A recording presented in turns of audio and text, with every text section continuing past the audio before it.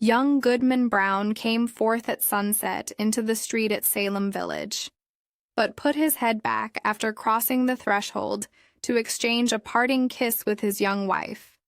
And Faith, as the wife was aptly named, thrust her own pretty head into the street, letting the wind play with the pink ribbons of her cap while she called to Goodman Brown. "Dearest heart," whispered she, softly and rather sadly, when her lips were close to his ear. "Prithee put off your journey until sunrise and sleep in your own bed tonight. A lone woman is troubled with such dreams and such thoughts that she's afeard of herself sometimes. Pray tarry with me this night, dear husband, of all nights in the year." "My love and my faith," replied young Goodman Brown, "of all nights in the year, this one night must I tarry away from thee. My journey, as thou callest it, forth and back again, must needs be done twixt now and sunrise. What, my sweet pretty wife, dost thou doubt me already, and we but 3 months married?" "Then God bless you," said Faith, with the pink ribbons, "and may you find all well when you come back." "Amen," cried Goodman Brown. "Say thy prayers, dear Faith, and go to bed at dusk, and no harm will come to thee." So they parted, and the young man pursued his way until, being about to turn the corner by the meeting-house, he looked back and saw the head of Faith still peeping after him with a melancholy air, in spite of her pink ribbons. "Poor little Faith," thought he, for his heart smote him. "What a wretch am I to leave her on such an errand? She talks of dreams, too." Methought as she spoke there was trouble in her face, as if a dream had warned her what work is to be done tonight. But no, 'twould kill her to think it. Well, she's a blessed angel on earth, and after this one night I'll cling to her skirts and follow her to heaven. With this excellent resolve for the future, Goodman Brown felt himself justified in making more haste on his present evil purpose.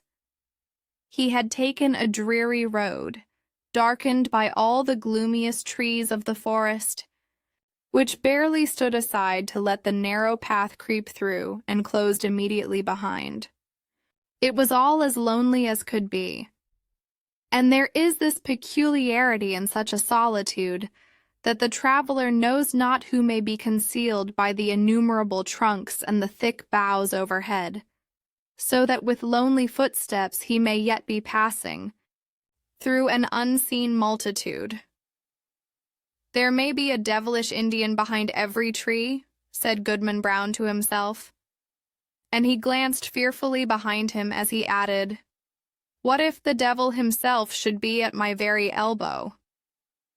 His head being turned back, he passed a crook of the road, and looking forward again, beheld the figure of a man, in grave and decent attire, seated at the foot of an old tree. He arose at Goodman Brown's approach and walked onward side by side with him. "You are late, Goodman Brown," said he. "The clock of the Old South was striking as I came through Boston, and that is full 15 minutes agone." "Faith kept me back a while," replied the young man, with a tremor in his voice, caused by the sudden appearance of his companion, though not wholly unexpected. It was now deep dusk in the forest, and deepest in that part of it where these two were journeying. As nearly as could be discerned, the second traveler was about 50 years old, apparently in the same rank of life as Goodman Brown, and bearing a considerable resemblance to him, though perhaps more in expression than features. Still, they might have been taken for father and son. And yet, though the elder person was as simply clad as the younger, and as simple in manner too, he had an indescribable air of one who knew the world, and who would not have felt abashed at the governor's dinner table or in King William's court, were it possible that his affairs should call him thither. But the only thing about him that could be fixed upon as remarkable was his staff, which bore the likeness of a great black snake so curiously wrought that it might almost be seen to twist and wriggle itself like a living serpent. This, of course, must have been an ocular deception, assisted by the uncertain light. "Come, Goodman Brown," cried his fellow traveler. "This is a dull pace for the beginning of a journey. Take my staff if you are so soon weary." "Friend," said the other, exchanging his slow pace for a full stop, "having kept covenant by meeting thee here, it is my purpose now to return whence I came. I have scruples touching the matter thou wotst of." "Sayest thou so?" replied he of the serpent, smiling apart. "Let us walk on, nevertheless, reasoning as we go, and if I convince thee not, thou shalt turn back. We are but a little way in the forest yet." Too far," exclaimed the Goodman, unconsciously resuming his walk. "My father never went into the woods on such an errand, nor his father before him. We have been a race of honest men and good Christians since the days of the martyrs. And shall I be the first of the name of Brown that ever took this path and kept such company, thou wouldst say?" observed the elder person, interpreting his pause. "Well said, Goodman Brown. I have been as well acquainted with your family as with ever a one among the Puritans, and that's no trifle to say. I helped your grandfather, the constable, when he lashed the Quaker woman so smartly through the streets of Salem, and it was I that brought your father a pitch-pine knot, kindled at my own hearth, to set fire to an Indian village in King Philip's War. They were my good friends both, and many a pleasant walk have we had along this path, and returned merrily after midnight. I would fain be friends with you for their sake." "If it be as thou sayest," replied Goodman Brown, "I marvel they never spoke of these matters. Or, verily, I marvel not, seeing that the least rumor of the sort would have driven them from New England. We are a people of prayer, and good works to boot, and abide no such wickedness." "Wickedness or not," said the traveler with the twisted staff, "I have a very general acquaintance here in New England. The deacons of many a church have drunk the communion wine with me. The selectmen of divers towns make me their chairman, and a majority of the great and general court are firm supporters of my interest. The governor and I, too, but these are state secrets." "Can this be so?" cried Goodman Brown, with a stare of amazement at his undisturbed companion. "Howbeit, I have nothing to do with the governor and council. They have their own ways, and are no rule for a simple husbandman like me. But were I to go on with thee, how should I meet the eye of that good old man, our minister at Salem village? Oh, his voice would make me tremble both Sabbath day and lecture day." Thus far the elder traveler had listened with due gravity, but now burst into a fit of irrepressible mirth, shaking himself so violently that his snake-like staff actually seemed to wriggle in sympathy. "Ha! Ha ha!" shouted he again and again. Then, composing himself, "Well, go on, Goodman Brown, go on, but prithee don't kill me with laughing." "Well, then, to end the matter at once," said Goodman Brown, considerably nettled, "there is my wife Faith. It would break her dear little heart, and I'd rather break my own." "Nay, if that be the case," answered the other, "e'en go thy ways, Goodman Brown. I would not for 20 old women like the one hobbling before us that Faith should come to any harm. As he spoke, he pointed his staff at a female figure on the path, in whom Goodman Brown recognized a very pious and exemplary dame who had taught him his catechism in youth and was still his moral and spiritual adviser, jointly with the minister and Deacon Gookin. A marvel truly that Goody Cloyes should be so far in the wilderness at nightfall, said he. But with your leave, friend, I shall take a cut through the woods until we have left this Christian woman behind. Being a stranger to you, she might ask whom I was consorting with and whither I was going. Be it so, said his fellow traveler. Betake you to the woods and let me keep the path. Accordingly, the young man turned aside, but took care to watch his companion, who advanced softly along the road until he had come within a staff's length of the old dame. She, meanwhile, was making the best of her way with singular speed, for so aged a woman, and mumbling some indistinct words, a prayer, doubtless, as she went. The traveler put forth his staff and touched her withered neck with what seemed the serpent's tail. "The devil!" screamed the pious old lady. Then, Goody Cloyes knows her old friend, observed the traveler, confronting her and leaning on his writhing stick. "Ah, forsooth, and is it your worship indeed?" cried the good dame.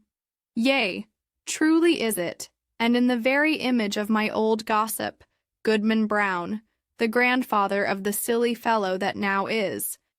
But would your worship believe it? My broomstick hath strangely disappeared, stolen, as I suspect, by that unhanged witch, Goody Cory, and that too when I was all anointed with the juice of smallage and cinquefoil and wolf's bane, mingled with fine wheat and the fat of a newborn." "Babe," said the shape of old Goodman Brown. "Ah, your worship knows the recipe," cried the old lady, cackling aloud. "So, as I was saying, being all ready for the meeting, and no horse to ride on, I made up my mind to foot it, for they tell me there is a nice young man to be taken into communion tonight. But now your good worship will lend me your arm, and we shall be there in a twinkling." "That can hardly be," answered her friend. "I may not spare you my arm, Goody Cloyes, but here is my staff, if you will."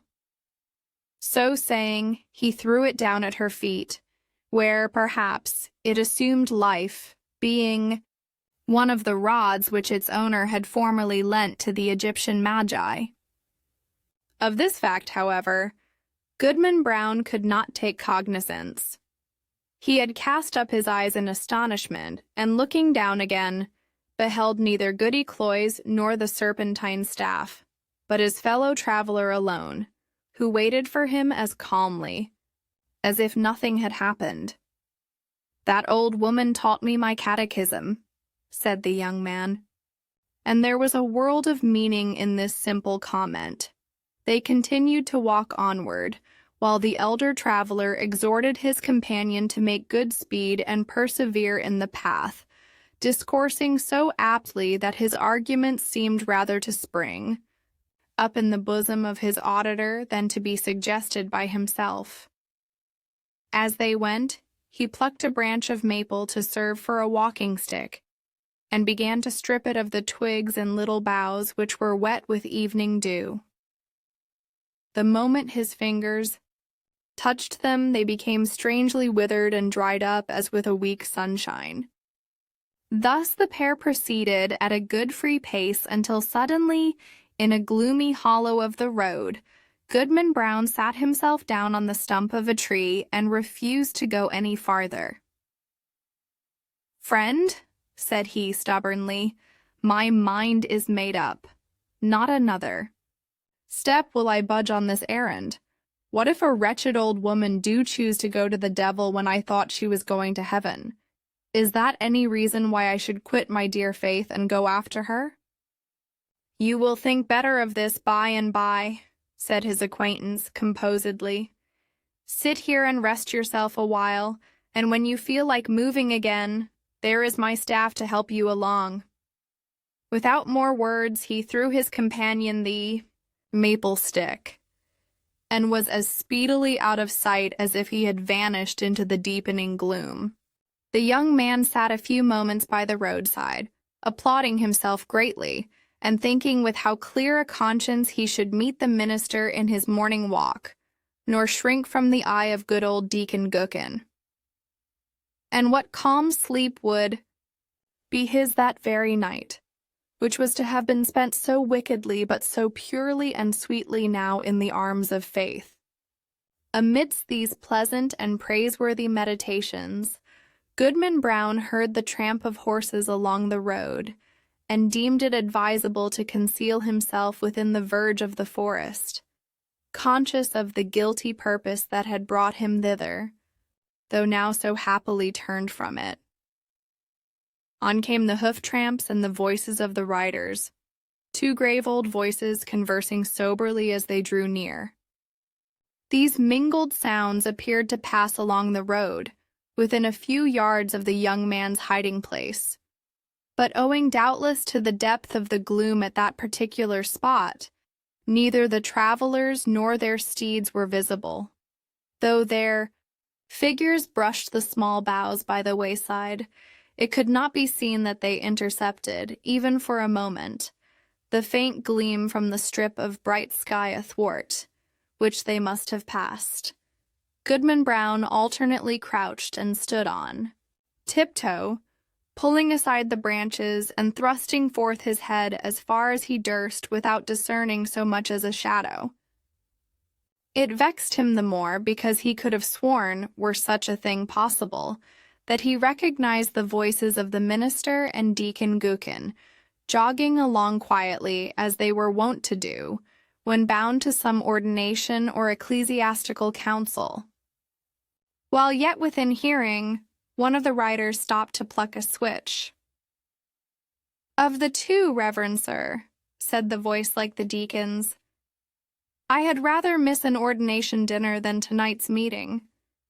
They tell me that some of our community are to be here from Falmouth and beyond, and others from Connecticut and Rhode Island, besides several of the Indian powwows, who, after their fashion, know almost as much deviltry as the best of us. Moreover, there is a goodly young woman to be taken into communion." "Mighty well, Deacon Goodman," replied the solemn old tones of the minister. "Spur up, or we shall be late. Nothing can be done, you know, until I get on the ground." The hooves clattered again, and the voices, talking so strangely in the empty air, passed on through the forest, where no church had ever been gathered or solitary Christian prayed. Whither, then, could these holy men be journeying so deep into the heathen wilderness? Young Goodman Brown caught hold of a tree for support, being ready to sink down on the ground, faint and overburdened with the heavy sickness of his heart. He looked up to the sky, doubting whether there really was a heaven above him. Yet there was the blue arch, and the stars brightening in it. "With heaven above and faith below, I will yet stand firm against the devil," cried Goodman Brown. While he still gazed upward into the deep arch of the firmament and had lifted his hands to pray, a cloud, though no wind was stirring, hurried across the zenith and hid the brightening stars. The blue sky was still visible, except directly overhead, where this black mass of cloud was sweeping swiftly northward. Aloft in the air, as if from the depths of the cloud, came a confused and doubtful sound of voices. Once the listener fancied that he could distinguish the accents of townspeople of his own, men and women, both pious and ungodly, many of whom he had met at the communion table, and had seen others rioting at the tavern. The next moment, so Indistinct were the sounds. He doubted whether he had heard aught but the murmur of the old forest, whispering without a wind. Then came a stronger swell of those familiar tones, heard daily in the sunshine at Salem village, but never until now.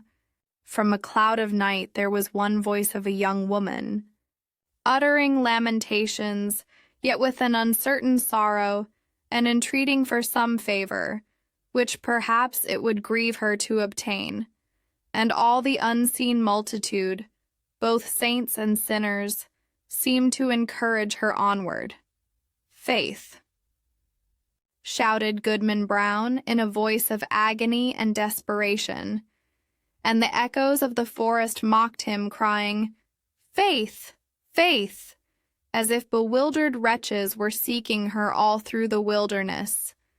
The cry of grief, rage, and terror was yet piercing the night when the unhappy husband held his breath for a response. There was a scream, drowned immediately in a louder murmur of voices, fading into far-off laughter as the dark clouds swept away, leaving the clear and silent sky above Goodman Brown. But something fluttered lightly down through the air and caught on the branch of a tree. The young man seized it and beheld a pink ribbon. "My faith is gone," cried he, after one stupefied moment. "There is no good on earth, and sin is but a name. Come, devil, for to thee is this world given."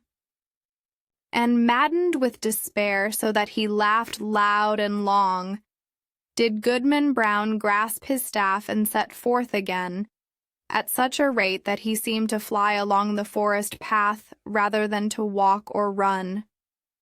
The road grew wilder and drearier, and, more faintly traced, and vanished at length, leaving him in the heart of the dark wilderness, still rushing onward with the instinct that guides mortal man to evil. The whole forest was peopled with frightful sounds, the creaking of the trees, the howling of wild beasts, and the yell of Indians, while sometimes the wind tolled like a distant church bell, and sometimes gave a broad roar around the traveler, as if all nature were laughing him to scorn.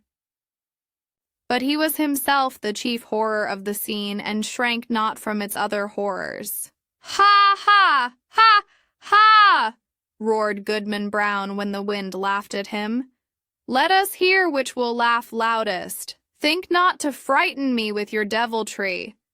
Come witch, come wizard, come Indian powwow, come devil himself, and here comes Goodman Brown. You may as well fear him as he fear you." In truth, all through the haunted forest there could be nothing more frightful than the figure of Goodman Brown. On he flew among the black pines, brandishing his staff with frenzied gestures, now giving vent to an inspiration of horrid blasphemy, and now shouting forth such laughter as set all the echoes of the forest laughing like demons around him. The fiend in his own shape is less hideous than when he rages in the breast of man. Thus sped the demoniac on his course, until, quivering among the trees, he saw a red light before him, as when the felled trunks and branches of a clearing have been set on fire, and throw up their lurid blaze against the sky, at the hour of midnight. He paused in a lull of the tempest that had driven him onward, and heard the swell of what seemed a hymn, rolling solemnly from a distance with the weight of many voices. He knew the tune. It was a familiar one in the choir of the village meeting house. The verse died heavily away, and was lengthened by a chorus, not of human voices, but of all the sounds of the benighted wilderness pealing in awful harmony together.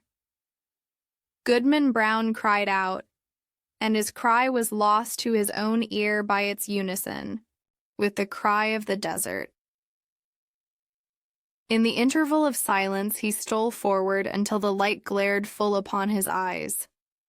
At one extremity of an open space, hemmed in by the dark wall of the forest, arose a rock, bearing some rude natural resemblance either to an altar or a pulpit, and surrounded by 4 blazing pines, their tops aflame, their stems untouched, like candles at an evening meeting. The massive foliage that had overgrown the summit of the rock was all on fire, blazing high into the night and fitfully illuminating the whole field. Each pendant twig and leafy festoon was in a blaze. As the red light arose and fell, a numerous congregation alternately shone forth, then disappeared in shadow, and again grew, as it were, out of the darkness, peopling the heart of the solitary.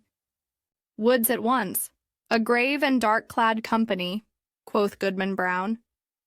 In truth they were such. Among them, quivering to and fro between gloom and splendor, appeared faces that would be seen next day at the council board of the province, and others which, Sabbath after Sabbath, looked devoutly heavenward, and benignantly over the crowded pews from the holiest pulpits in the land. Some affirm that the lady of the governor was there. At least there were high dames well known to her, and wives of honored husbands, and widows a great multitude, and ancient maidens, all of excellent repute, and fair young girls, who trembled lest their mothers should espy them. Either the sudden gleams of light flashing over the obscure field bedazzled Goodman Brown, or he recognized a score of the church members of Salem village famous for their especial sanctity. Good old Deacon Goodman had arrived and waited at the skirts of that venerable saint, his revered pastor. But irreverently consorting with these grave, reputable, and pious people, these elders of the church, these chaste dames and dewy virgins, there were men of dissolute lives and women of spotted fame, wretches given over to all mean and filthy vice, and suspected even of horrid crimes. It was strange to see that the good shrank not from the wicked, nor were the sinners abashed by the saints. Scattered also among their pale-faced enemies were the Indian priests, or powwows, who had often scared their native forest with more hideous incantations than any known to English witchcraft. But where is faith? Thought Goodman Brown, and as hope came into his heart, he trembled. Another verse of the hymn arose, a slow and mournful strain, such as the pious love, but joined to words which expressed all that our nature can conceive of sin, and darkly hinted at far more. Unfathomable to mere mortals is the lore of fiends.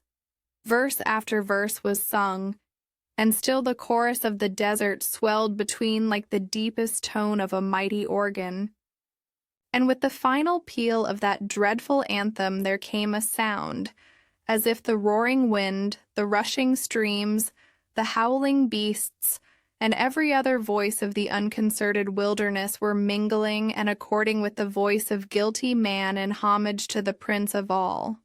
The 4 blazing pines threw up a loftier flame, and obscurely discovered shapes and visages of horror on the smoke wreaths above the impious assembly. At the same moment the fire on the rock shot redly forth and formed a glowing arch above its base, where now appeared a figure. With reverence be it spoken, the figure bore no slight similitude, both in garb and manner, to some grave divine of the New England churches. "Bring forth the converts," cried a voice that echoed through the field and rolled into the forest. At the word, Goodman Brown stepped forth from the shadow of the trees and approached the congregation, with whom he felt a loathful brotherhood by the sympathy of all that was wicked in his heart. He could have well-nigh sworn that the shape of his own dead father beckoned him to advance, looking downward from a smoke wreath, while a woman, with dim features of despair, threw out her hand to warn him back. Was it his mother? But he had no power to retreat one step, nor to resist. Even in thought, when the minister and good old Deacon Goodman seized his arms and led him to the blazing rock. Thither came also the slender form of a veiled female, led between Goody Cloyes, that pious teacher of the catechism, and Martha Carrier, who had received the devil's promise to be queen of hell. A rampant hag was she. And there stood the proselytes, beneath the canopy of fire. "Welcome, my children," said the dark figure, "to the communion of your race. Ye have found thus young your nature and your destiny. My children, look behind you." They turned, and flashing forth as it were in a sheet of flame, the fiend worshippers were seen. The smile of welcome gleamed darkly on every visage. "There," resumed the sable form, "are all whom ye have reverenced from youth. Ye deemed them holier than yourselves, and shrank from your own sin, contrasting it with their lives of righteousness and prayerful aspirations heavenward. Yet here are they all in my worshipping assembly. This night it shall be granted you to know their secret deeds, how hoary-bearded elders of the church have whispered wanton words to the young maids of their households. How many a woman, eager for widow's weeds, has given her husband a drink at bedtime and let him sleep his last sleep in her bosom. How beardless youths have made haste to inherit their father's wealth. And how fair damsels, blush not, sweet, ones have dug little graves in the garden and bidden me, the sole guest, to an infant's funeral. By the sympathy of your human hearts for sin, ye shall scent out all the places, whether in church, bedchamber, street, field, or forest, where crime has been committed, and shall exult to behold the whole earth one stain of guilt, one mighty blood spot. Far more than this. It shall be yours to penetrate in every bosom the deep mystery of sin, the fountain of all wicked arts, and which inexhaustibly supplies more evil impulses than human power, than my power at its utmost, can make manifest in deeds. And now, my children, look upon each other. They did so, and by the blaze of the hell-kindled torches, the wretched man beheld his faith, and the wife her husband, trembling before that unhallowed altar.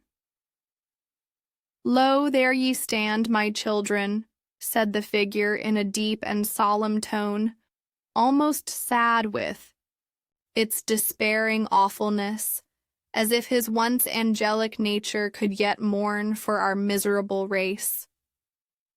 Depending upon one another's hearts, ye had still hoped that virtue were not all a dream. Now are ye undeceived. Evil is the nature of mankind. Evil must be your only happiness. Welcome again, my children, to the communion of your race. Welcome, repeated the fiend worshippers in one cry of despair and triumph. And there they stood, the only pair, as it seemed, who were yet hesitating on the verge of wickedness in this dark world. A basin was hollowed, naturally, in the rock. Did it contain water reddened by the lurid light, or was it blood, or perchance a liquid flame?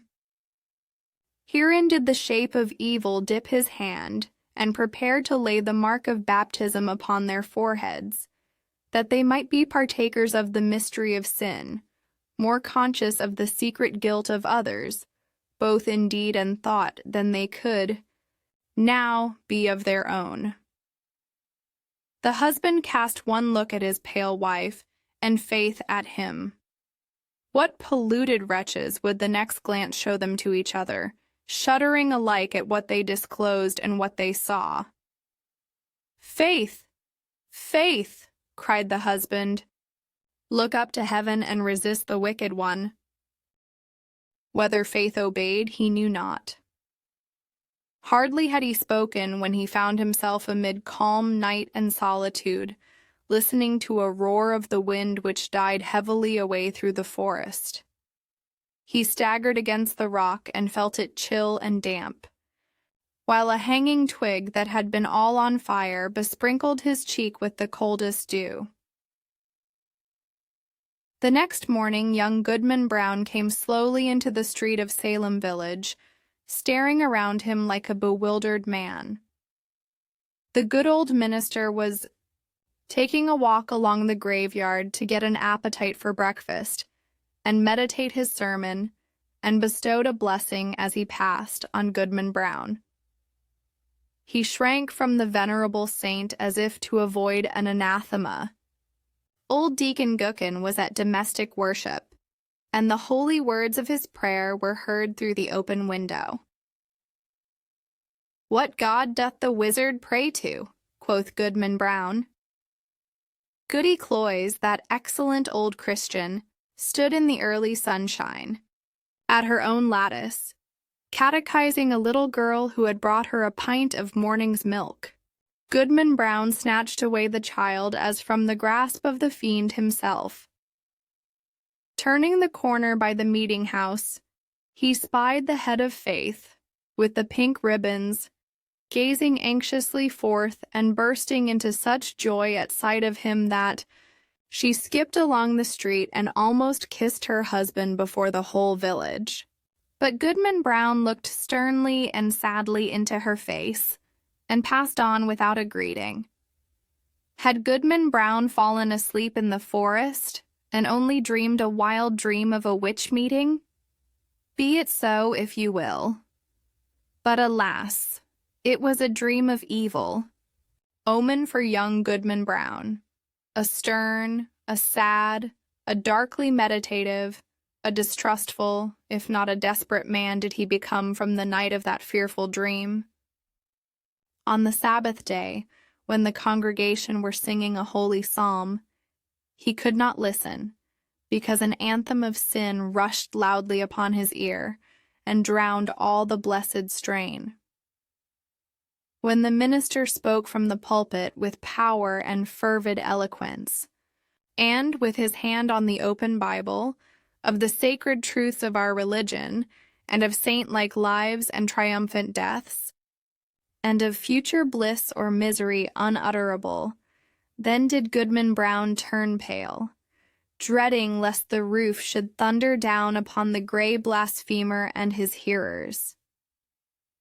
Often, waking suddenly at midnight, he shrank from the bosom of faith, and at morning, or eventide, when the family knelt down at prayer, he scowled and muttered to himself, and gazed sternly at his wife, and turned away. And when he had lived long and was borne to his grave a hoary corpse, followed by Faith, an aged woman, and children and grandchildren, a goodly procession besides neighbors not a few, they carved no hopeful verse upon his tombstone, for his dying hour